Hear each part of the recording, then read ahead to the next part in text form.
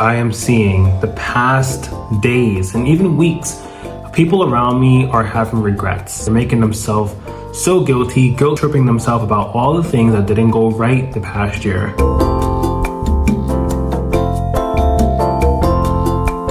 The issue with this, they're just going to end up bringing that energy into the next coming year. What can you do to make sure that this doesn't happen? That you don't bring and create and collect all the baggage from the previous year or the current year on top of all the other baggage you already have and bringing it into next year. Well, it's simple. You want to have unlimited energy the upcoming year and even years, right? It's all of the things that allowed you to have all those regrets and things that you dislike about the year or every year you have in the first place. Whether it's feeling tired, bored, lazy, self-sabotaging, procrastinating, whatever it is that's on your list, you need to find the different ways and understand how are you capable of self-sabotaging. It may not sound that spiritual because you think to yourself, why should I try to figure out all of the different ways that I'm able to self-sabotage? Isn't that going to just make me self-sabotage more? No, because you are utilizing your conscious mind at that very moment to be waiting for it to say no when it comes, rather than it sneaking up behind you and then you just falling into its trap. When you have a restless mind, when you have a mind that's not peaceful, you're bound to feel lazy, you're bound to feel tired, you're bound to feel bored. But when you have a peaceful mind, you have unlimited energy. You don't end up feeling restless and impatient. You have unlimited energy. You know those moments where everything is going great in your life? You feel like nothing can go wrong. There's all of the best things happening. And the way you feel, just remember, just sit and meditate for 5 minutes and remember. Even now, close your eyes and remember how it felt to feel literally on top of your world. No matter what a person said to you, no matter what could have happened down the street, even if a person cursed at you, it was like if you were wearing this astrological, this spiritual armor around your body, where if someone even cursed at you, because you were in such high vibration, it couldn't even penetrate. It couldn't even go inside where you had to decide, I'm not gonna let this bother me. It just didn't even exist that can bother you. This leads me to the next thing. Be very aware of the people that you're keeping yourself around you.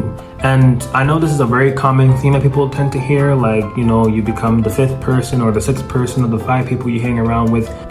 You need to understand why they are around you in the first place. It's not a matter of just cutting them off, because if you don't understand how you're manifesting these people in the first place, attracting these kind of people in the first place, what do you think ends up happening? You end up manifesting more people like that. There's a reason why whenever I'm doing a Vedic astrology reading for someone, I see, okay, this is the theme that's reoccurring when it comes to all of your relationships. And all of them just so happen to have some kind of similarities between each other. And you think that it's fate because of that. No, it's far from that. There's some kind of reoccurring theme that you're entertaining and that you're continuously manifesting in your life. And obviously you're having these issues because it's not something that you want to continue dealing with for the rest of your life, right? And that goes the same for how you want your year to be. Making this your best year. Making this the year where you have unlimited energy. So I'm gonna give you 3 things that you can do starting the first 21 days of 2025 for you to have unlimited energy. This will not only last for the year, but this will also last a lifetime. Number 1, go to bed on time. I know, maybe people here may be thinking that I have some kind of brain candy or some kind of special technique or a certain kind of meditation to give you, but although I do have processes and program and readings that you guys can do, one of the most important things that you can do is go to bed on time.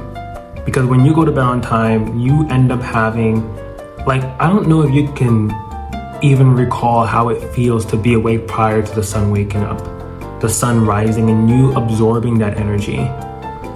When we look at a Vedic astrology chart and we look at all the 12 houses, The first house is not only your body, but it's also your head. And because it's also your head, that first house is the east. The sun rises in the east, meaning what? You have the highest brain capacity prior to the sun rising and while the sun is rising. That's the reason why the first house, the sun, has directional strength, and Mercury has directional strength, apart from a few others. So going to bed on time so that you can wake up on time. Realistically, if you go to bed on time, and if you need a full 8 hours of sleep, I don't need 8 hours of sleep, but if you need a full 8 hours of sleep, and if you go to bed, let's say 10 the latest, best time, by the way, will be between 9 and 10 o'clock. Because after 10 o'clock, it starts getting hard to go to sleep because that fire energy of Pitta, as we know in Ayurveda, is coming in, and that makes it harder to go to sleep because now the Agni, the fire now is activated after 10 o'clock, no matter where you are in the world. So that's why you may be feeling sleepy when you should be going to sleep, and then once it gets around 10 or past 10, then you feel like awake and energized. That's why it's important to go to sleep prior, otherwise you're gonna be awake till 1, 2, 3 o'clock in the morning. And between 9 and 10, going to sleep. And if you need 8 hours of sleep, then you'll see that you easily will be able to wake up at 6 a.m.